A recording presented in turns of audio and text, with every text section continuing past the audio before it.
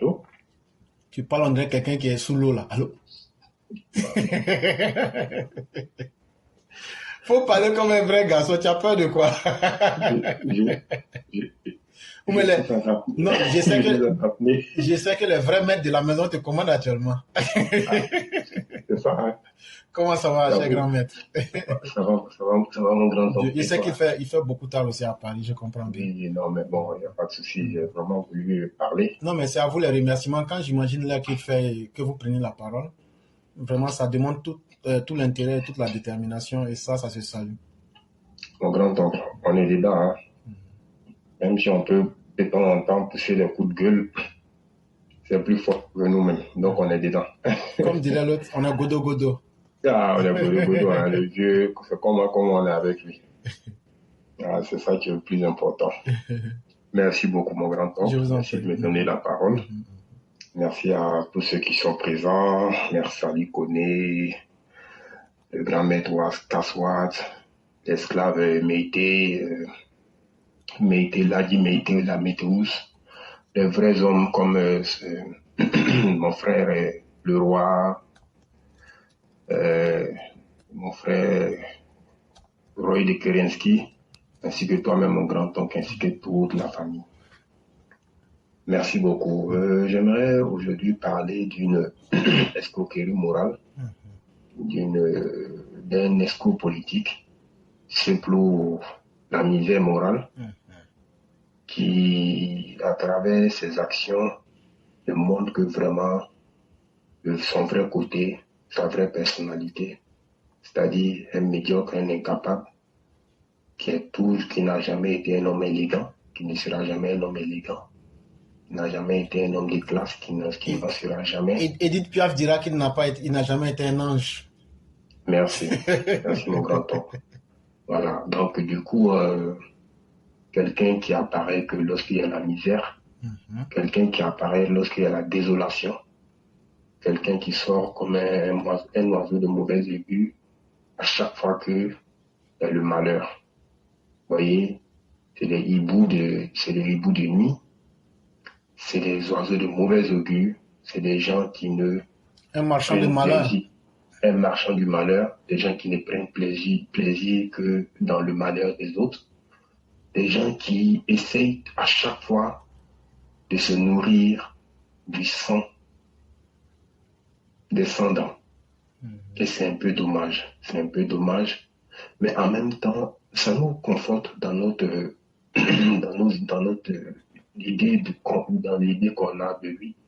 Je remercie beaucoup pour le commentaire et l'interprétation du test de Nietzsche sur cet individu-là qui ne représente même pas aujourd'hui, qui ne fait même pas la fierté même d'avoir été un ex-président, un homme du passé, qui n'a jamais assumé son passé, qui est parti avec un lourd passif et qui essaye de revenir comme un saint immaculé de tout péché. Malheureusement, rien que par sa démarche, on sent qu'il a beaucoup de choses à se reprocher et beaucoup de choses à reprocher à sa conscience, comme tu l'as dit, qui est enfermé dans son malheur et qui ira de façon triste, il ira de façon triste là où est sa vraie demeure, c'est-à-dire en enfer. Parce que quand on est un homme capable, quand on est un dirigeant capable, on assume ses responsabilités et on ne dirige pas dans les sentiments. Je remercie beaucoup le ministre-gouverneur du district d'Abidjan, qui est un homme vrai, qui est un homme entier, qui ne tergiverse pas. Quand il a pris Koumassi, il a dit 1 an pour me détester pendant son premier mandat. Il a dit 1 an pour me détester, 4 ans pour m'aimer. Et il a tenu sa parole. Il a fait ce qu'il avait à faire. Parce que tu l'as si bien dit, mon grand-oncle. Excusez-moi. Il faut aller devant ton corona. Non, mon grand frère, mon grand frère, le corona, là, c'est pas pour nous.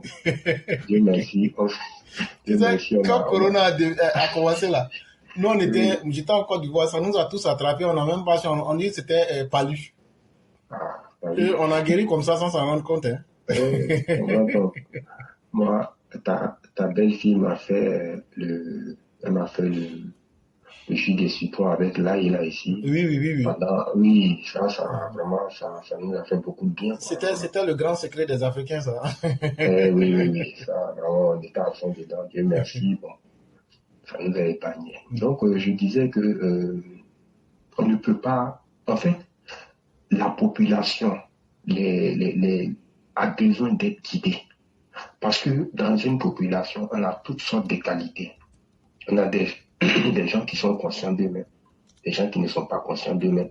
Et tout ce mélange-là a besoin d'être organisé et d'être bien géré et d'être conduit. Parce qu'on ne fait pas d'omelette sans casser les œufs.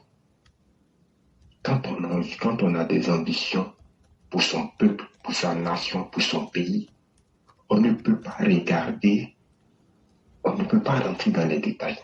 On ouvre la voie et les gens suivront. Parce que comme tu l'as dit, aujourd'hui c'est vrai, il y a dans un pays, il y a toujours des riches, il y a toujours des... Mais il y a des pauvres qui se complaisent de leur situation et surtout, des pauvres de mauvaise foi. Ça existe. Le monsieur, il sait qu'il est pauvre, que Dieu nous en garde, mais il prend sa pauvreté là comme un fonds de commerce. Donc, comment tu peux comprendre cela? Quand tu vois que des gens qui ont été... Tu veux parler, mon grand-père? Non, je vais dire c'est simplement misérable en fait. Voilà.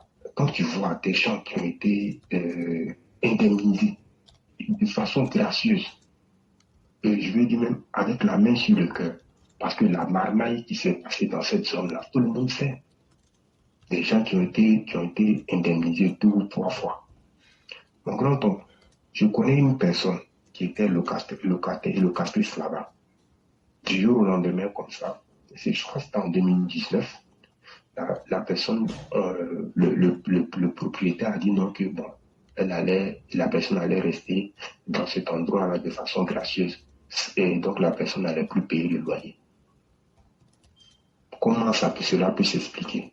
Parce que le monsieur avait déjà eu son indemnité, il savait très bien que le coin allait être cassé.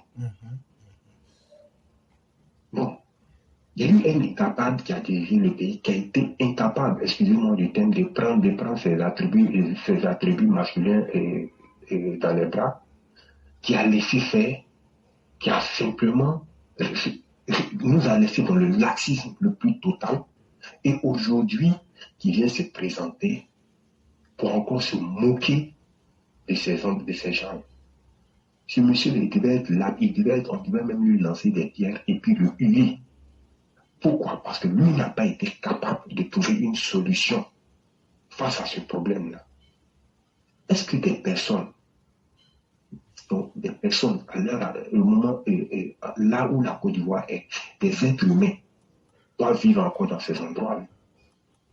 Mais ça, c'est vraiment, c'est le lit même du banditisme. Tout ce qu'on appelle microbes là. Mais je t'ai dit, en face, mon grand-oncle, en face de la maternité de PNI de la PQB, et ce sont les jeunes microbes, ils se sont ils ont tué l'un de leurs en face. Le jeune, il s'est débrouillé pour arriver au niveau de la maternité. Et les infirmières ont eu peur d'ouvrir parce que c'était un palabre entre les camps. Le jeune, il a perdu l'âme comme ça. Mais pourquoi? Parce que c'est dans un quartier précaire. Il n'y a pas d'éducation. S'il y a toutes sortes de mauvaises choses qui se passent dans ces endroits-là. Et comment peut-on laisser ça? Comment peut-on laisser? Mais il faut des hommes courageux. Il faut des hommes qui ne vont pas regarder les sentiments, mais qui ont une volonté, des objectifs à atteindre sur 5 ans, sur 10 ans pour le pays. Et comme on dit, les grandes décisions se prennent dans la douleur. Et c'est ce que notre aîné Makongo est en train de faire. Et moi, ça, je l'encourage. Je l'encourage vraiment vivement qu'au moins, on ait un gouvernement capable qui essaie d'exécuter le cahier de charges qui leur a été accordé. Et ça, c'est important. Maintenant, quant à nos soi-disant opposants, mais ils n'ont qu'à assumer au moins une fois leur empathie s'ils en ont pour le peuple. C'était le moyen de faire leur promotion, de faire leur résurrection. Mais ils ne le feront jamais. Parce que c'est des personnes foncièrement méchantes. C'est des personnes qui, comme d'habitude, viennent toujours comme des oiseaux de malheur, comme des charognards, viennent toujours attendre que le mort trépasse pour pouvoir encore venir profiter de sa chair fraîche. Et c'est ça. C'est ça. Et ça, vraiment, moi, je tire mon chapeau au gouvernement. Et j'encourage encore une fois de plus cette situation-là. Et mon grand-oncle, pour parler maintenant de ce qui s'est passé hier, j'étais très en colère contre les décisions qui sont en train de venir. Et j'étais avec mon fils. Il m'a vu parler, j'étais très énervé, il m'a vu parler, sa mine a changé. Et il me dit, pendant que tu étais en train d'intervenir, il me dit, j'avais mis le micro sur mute, il lui dit, mais papa, pourquoi tu parles comme ça du président? Et je lui ai fait signe, je lui ai dit, non, je vais t'expliquer plus tard, mon fils. Et quand on a fini, je lui ai dit, non, en fait, je fais ça pour montrer qu'on n'est pas content, pour que les choses puissent bouger. Mon grand-oncle, la seule chose qu'il m'a dit, qui m'a vraiment touché, je voulais vraiment en témoigner vraiment aujourd'hui. Il m'a dit, mais papa, tu sais, le président, c'est quelqu'un qui a un grand cœur. Il m'a dit comme ça, il dit, mais papa, le président, c'est quelqu'un qui a un grand cœur, mais avec un œil grave. Et ça m'a tellement interpellé, tellement touché. Je suis resté là, je l'ai regardé. Il dit, oui, papa, il a un grand cœur, le président. Donc, vous voyez, je lui ai dit, c'est pour ça que nous aussi, nous ne sommes pas contents. C'est pour ça que nous aussi, nous voulons tellement que ce homme-là, ce grand homme-là, que Dieu nous a donné, réussisse tellement sa mission, mon grand-oncle. Nous voulons tellement qu'il soit vraiment, qu'il parte la tête haute, que nous n'accepterons jamais la médiocrité autour de lui. De notre petite position minime soit-elle, mais nous voulons tellement qu'il réussisse ce combat-là. Même aujourd'hui encore, j'étais sur une plateforme où j'étais en train d'envoyer des missiles, de recevoir et d'envoyer des missiles pour mon président. C'est-à-dire, quelle que soit la situation, on ne va pas demander un ou à qui que ce soit, mais cette dignité, cet amour, cette vérité, cette lumière que nous voyons en lui, nous voulons aussi contribuer de notre façon pour que cet homme-là ne soit pas humilié. Et ça, nous n'allons jamais accepter aucune facilité, aucune médiocrité autour de lui. Parce qu'il ne mérite pas cela. Il ne mérite pas cela. Et nous qui sommes avec lui de façon sincère, on va nous prendre des cons. On va dire, mais attends, toi, tu n'as rien à faire. On va nous dire, mais attends, tu es là tout le temps, à te prendre la tête, tout le temps, à te disputer avec des gens. Je dis, mais c'est ma façon de montrer que le monsieur mérite mieux que ça, que notre président nous a donné notre dignité. Et nous ne voulons pas que des indignes viennent salir son aura.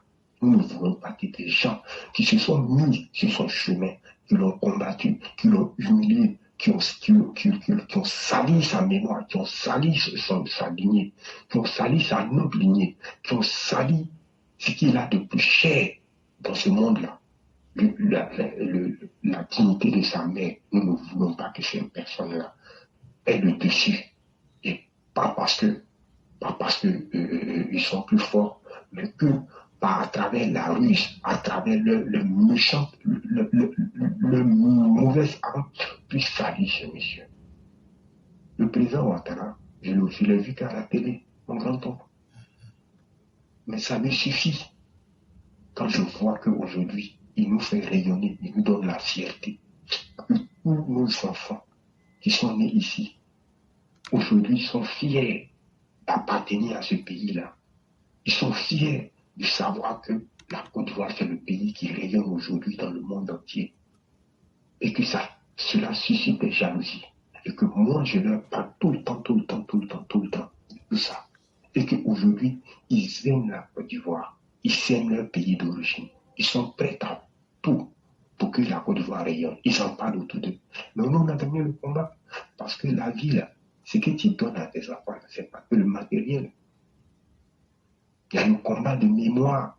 Que les enfants là sachent qui est qui et pourquoi, comment. Même s'ils sont nés ici, mais qu'ils aient cet amour-là, vraiment pour leur pays, à travers le président Ouattara. Est-ce qu'il y a plus... Qu'est-ce que nous, on peut demander de plus? Mais on va donner le pays à des gens qui sont là, des malheureux, qui ne pensent qu'au matériel, qui ne pensent qu'à à vivre sur le dos des autres.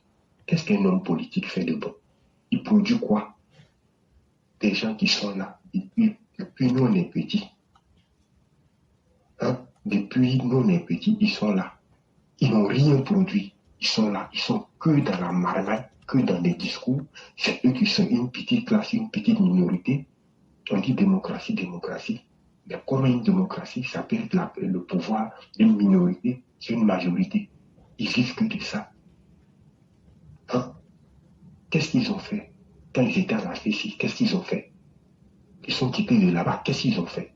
Vous avez vu l'un de ces gens-là produire quelque chose pour dire oui, voilà ce que je donne à mon pays, comme le président Ouattara a fait.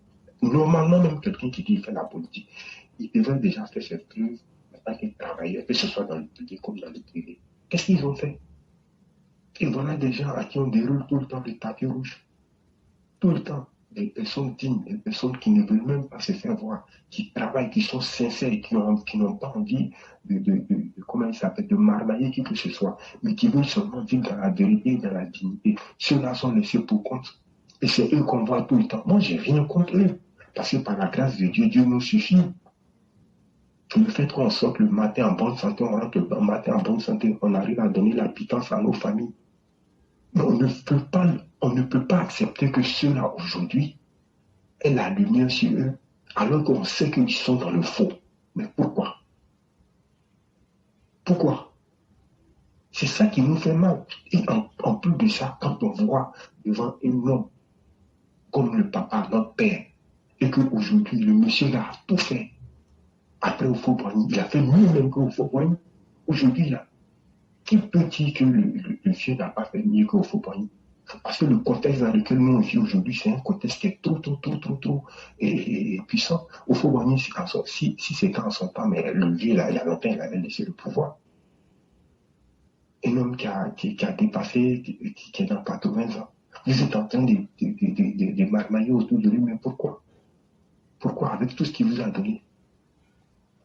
Tout ce qu'il vous a donné. Comment nos militants qui sont sortis, aller se faire tuer, aller se faire taillader. Nous même là, il y en a même qui ont des séquelles de tout ça sur eux.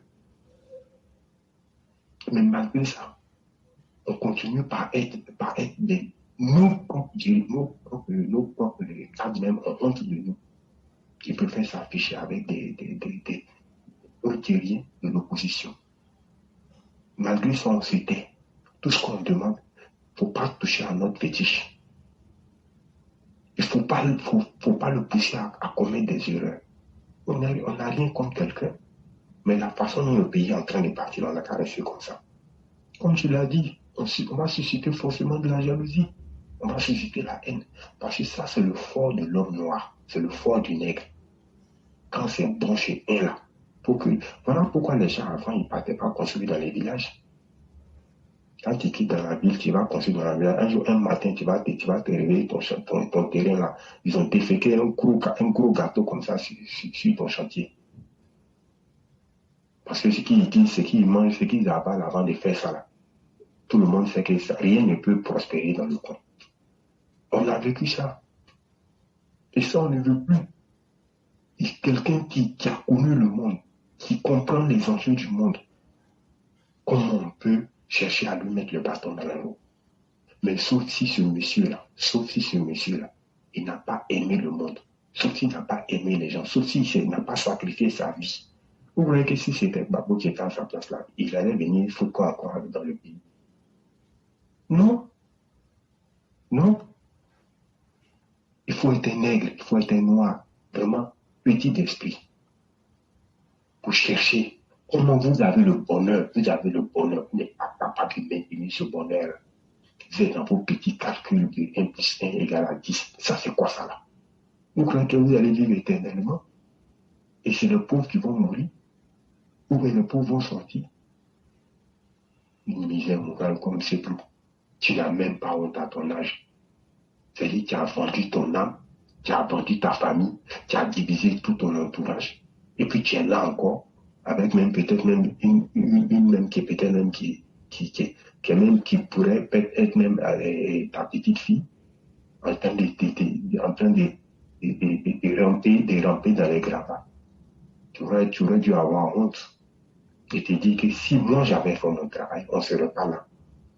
Mais bon, il y a des gens qui sont faits comme ça, qui n'ont pas de conscience, qui parlent de perte à profit, qui 1000 morts à gauche, 1000 morts à droite, moi j'avance. Parce qu'on adore des entités qui ont besoin de voir la souffrance des autres pour que d'autres prospèrent. Mais non, mon grand-oncle, vraiment, je suis meurtri. Parfois, je me demande pourquoi l'être humain, surtout le nègre, est comme ça. Pourquoi chercher tout le temps à faire du mal aux autres pour être heureux? Le monde est grand pour tout le monde, la terre est grande pour tout le monde. Attends-nous et demandons à Dieu de nous apporter le peu de bonheur qu'il nous a laissé pour notre petite existence. Qu'est-ce que vaut la vie d'un homme sur terre? Qu'est-ce que vaut la vie d'un homme sur terre? Nos pères, nos mères sont plus là. Nos grands-parents n'en parlent plus. Nos arrière-grands-parents, même, il y en a même parmi nous qui ne connaissent même pas leur nom. Mais nous sommes en train de laisser un héritage à nos enfants.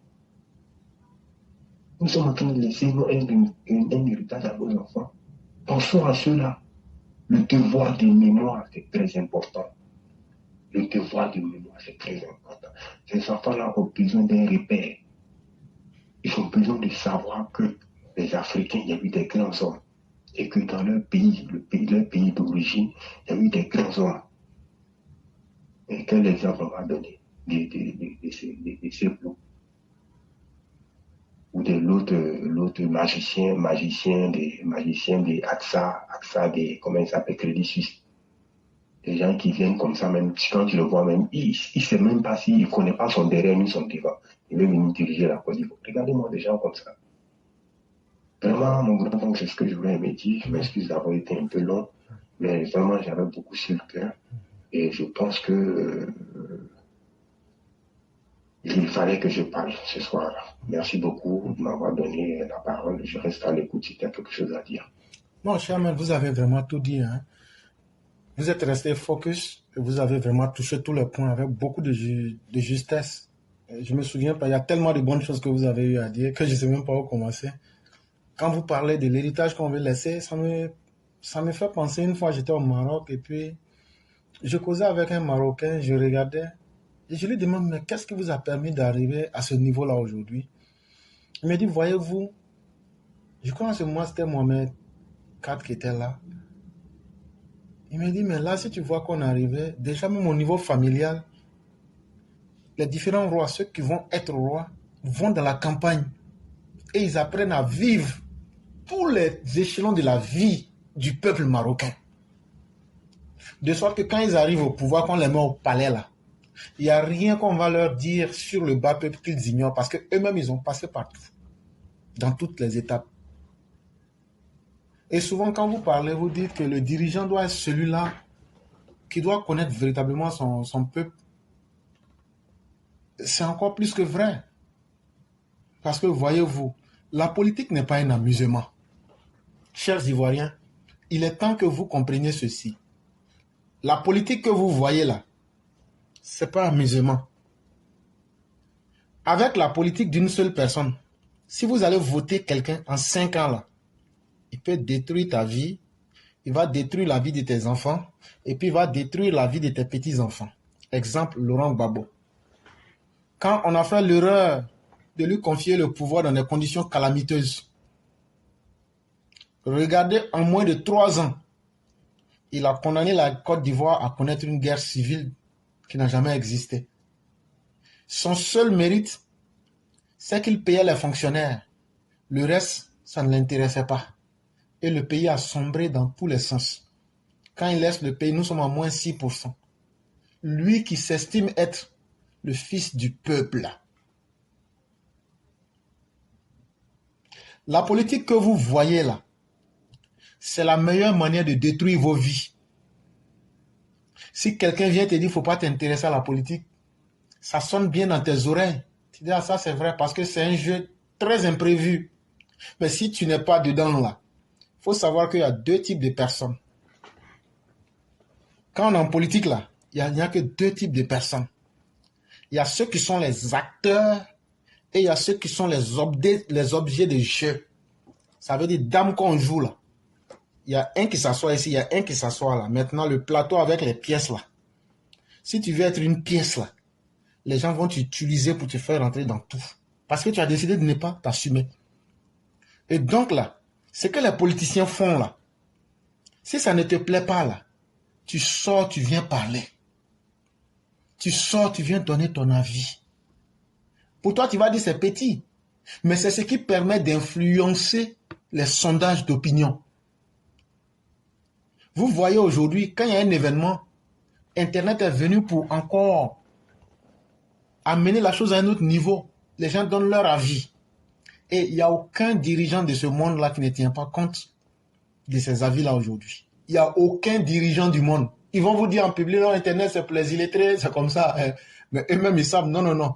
Hey, Internet, tout le monde est déçu. Tout le monde est déçu. Et tout le monde s'exprime. Mais les gens intelligents, quand des gens intelligents parlent, eux, ils entendent, ils écoutent et ils tirent ce qu'il faut tirer là-dedans. Il y a aussi des plateformes où vous allez trouver que c'est l'inintelligence, c'est la stupidité qui domine là-bas.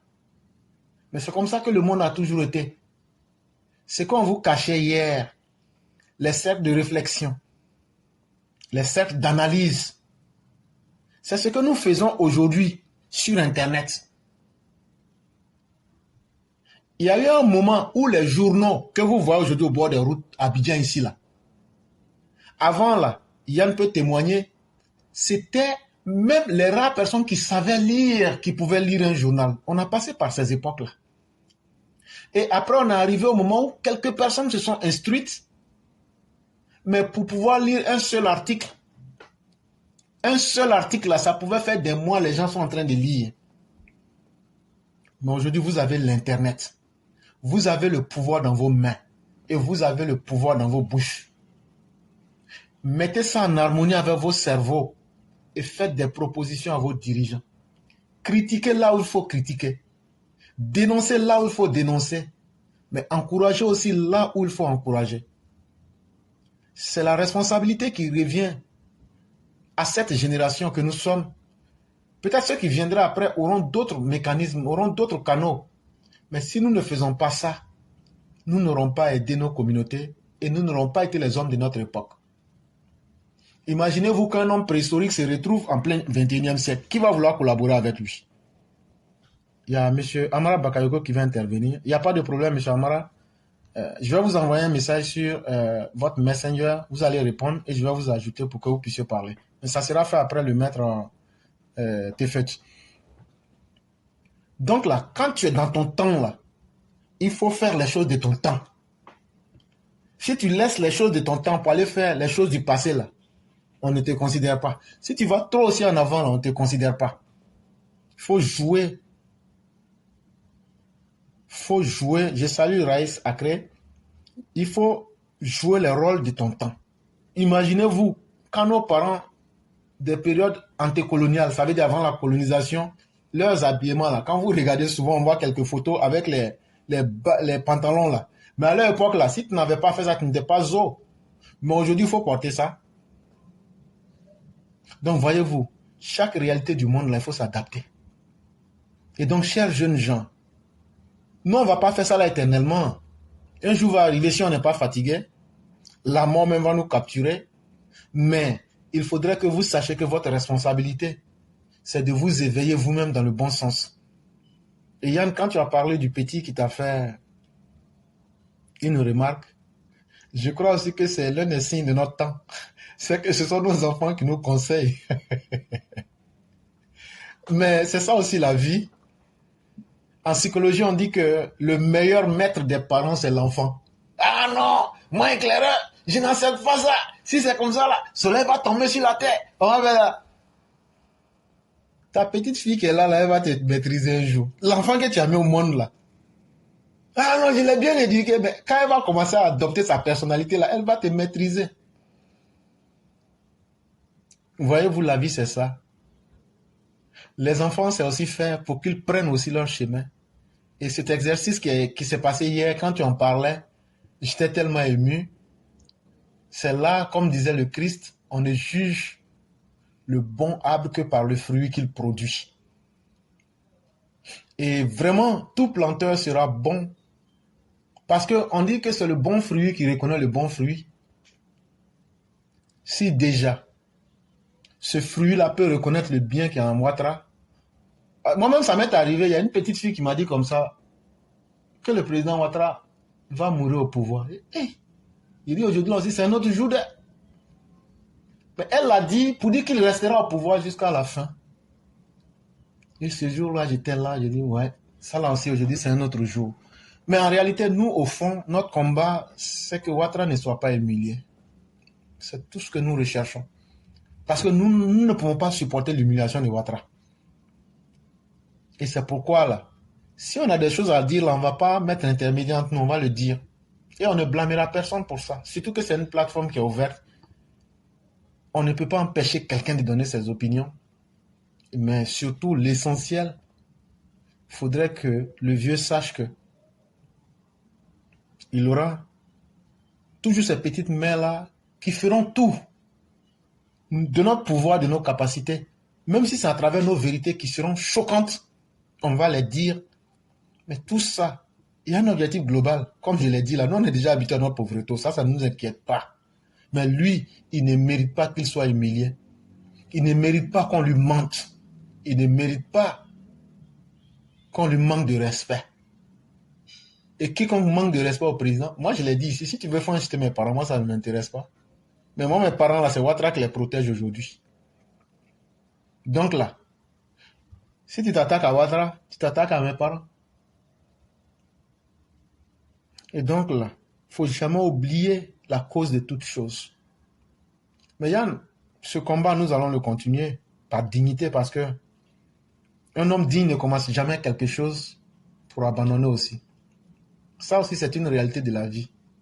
Mais nous n'allons jamais changer. Ça, il faudrait que... Parce que chacun est ce qu'il est.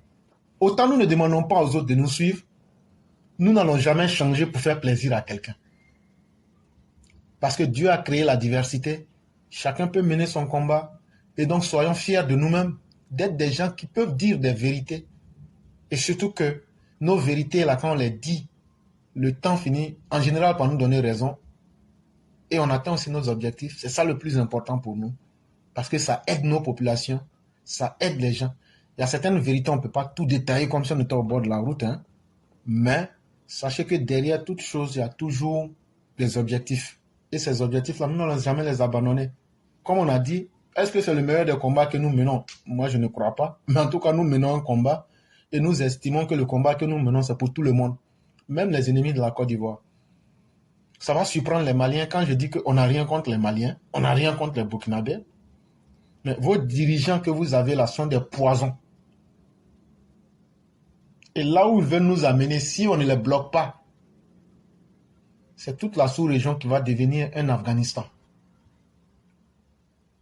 C'est vrai que peut-être nous sommes un peu en avance sur les gens dans la réflexion, mais continuons. Continuons. Non, il y a la mère qui dit que nous ne sommes pas pauvres, on se suffit. Non, quand je dis pauvre, je veux dire que nous n'avons pas tous les moyens pour influencer les événements du monde. C'est ce que j'appelle la pauvreté, puisque Dieu ne donne pas tout à quelqu'un. Sinon, quand même, tant qu'il y a la santé et la vie, on arrive à gagner notre pain quotidien. Mais je veux dire que la volonté qui est en nous, qui brûle en nous de voir le monde changer, on n'a pas toutes ces capacités-là. Et c'est ce que Dieu expliquait au prophète de l'islam. Lorsqu'il l'a regardé, se questionner, il est parti sur le mont Hira, que Yann connaît. Et là-bas, il était en pleine méditation. Il lève la tête, il regarde, il dit, mais quand je regarde le ciel, je vois les étoiles, je vois toute cette immensité. Mais en fait, là, d'où est-ce que tout ça vient? C'était au 7e siècle. Mais en même temps aussi, la terre n'a pas de pilier. Est-ce que tout ça peut exister sans raison? Mais si tout ça existe, quel est l'objectif qui est caché derrière tout ça?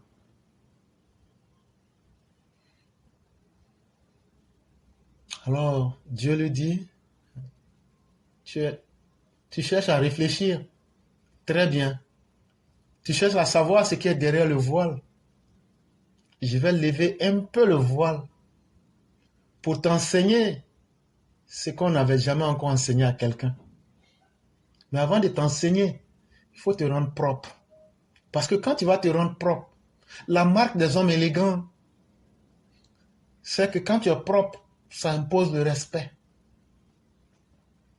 Et une fois que tu te seras mis dans cette condition-là, je vais t'enseigner le nom de toutes choses comme je l'ai fait avec Adam. Ça ne veut pas dire, on a dit voilà chien, il faut dire chien. Non, ce n'est pas ça. Ça veut dire nous avons augmenté tes capacités à la compréhension. Et je vais expliquer un peu.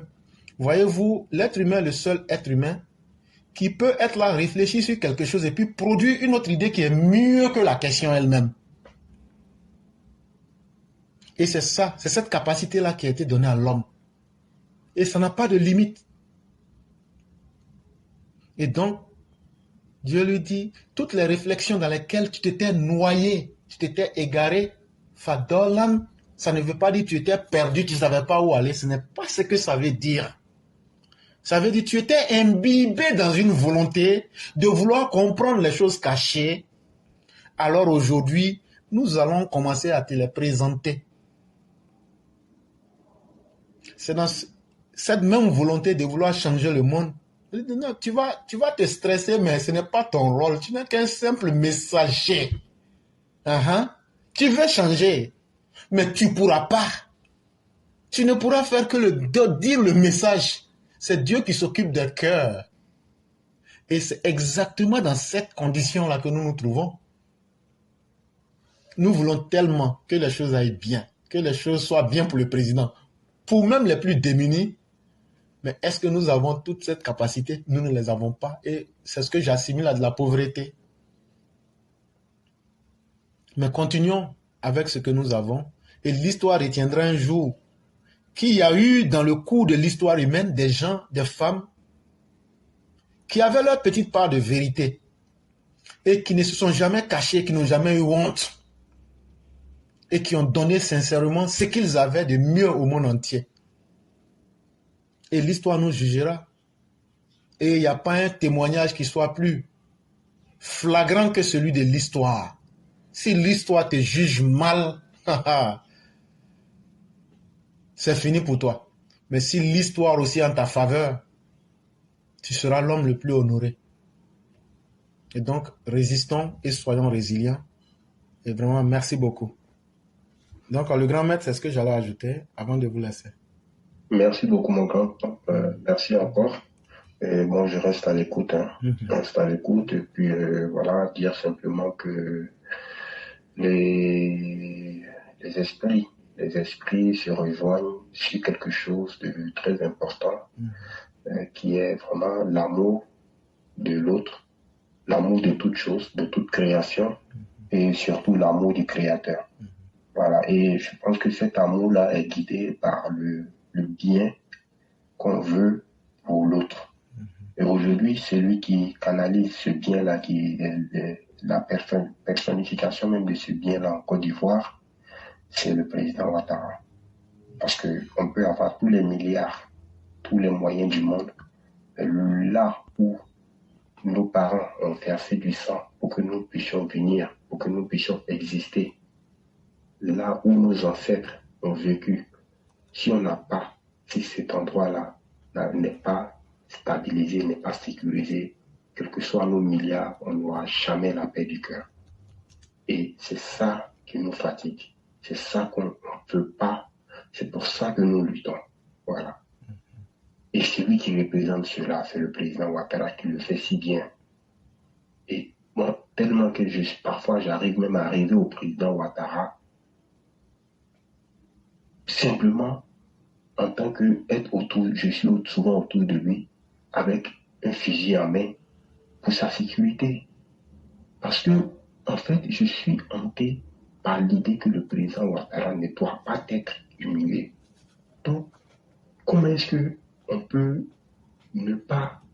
Je n'arrive pas à comprendre que d'autres chefs ont d'autres idées malsaines derrière. Et ça, c'est plus fort que moi. Je vais m'arrêter là, parce que sinon on risque de rentrer tout dans des émotions et dire merci à toi, à toute la classe, et je reste à l'écoute. Ok. Vraiment, merci beaucoup, le grand maître. On vous souhaite une excellente nuit du côté de Paris et que Dieu nous protège tous. Amin, amin, amin. Merci beaucoup.